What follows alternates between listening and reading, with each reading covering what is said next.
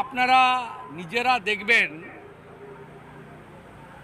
যে পুলিশ তো এখন সংখ্যা এমনি কমে গেছে, কারণ রিক্রুটমেন্ট হয় না, আর ভবিষ্যতেও রিক্রুটমেন্ট হবে না। ওবিসি নিয়ে যে জটিলতা তৈরি হয়েছে,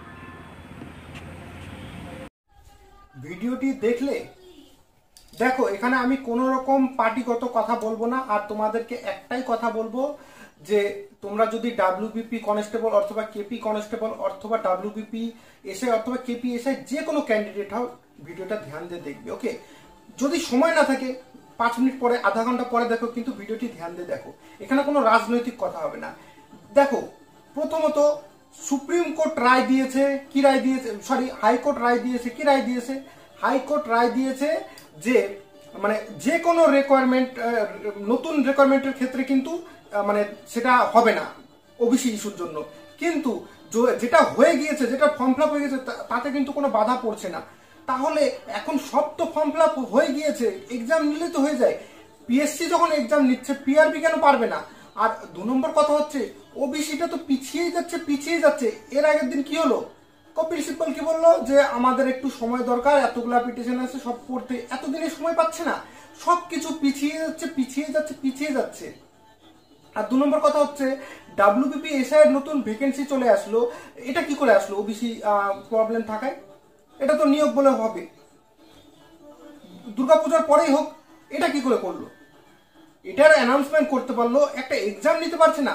দেখো, তোমরা কি করবে আমি জানি না, আমি নিজেরটা দেখে নেব, তোমরাও নিজেরটা দেখে নেবে আমি আশা করছি।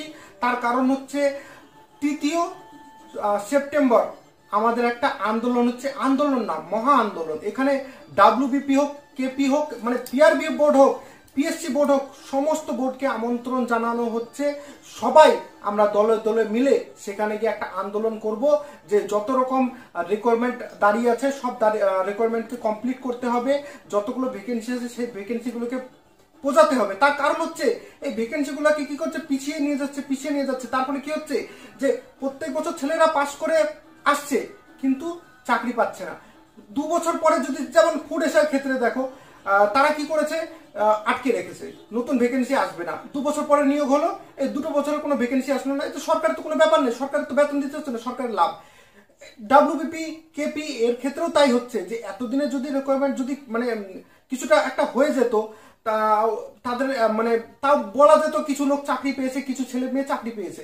কিন্তু আস্তে আস্তে এতটা পিছিয়ে দিবে যে অনেকটা টাকা সরকারের বেঁচে যাবে, রিকোয়ারমেন্ট হচ্ছে না, আমরা ফর্ম ফিল আপ করে আসার পর আশা বেঁধে রাখছি।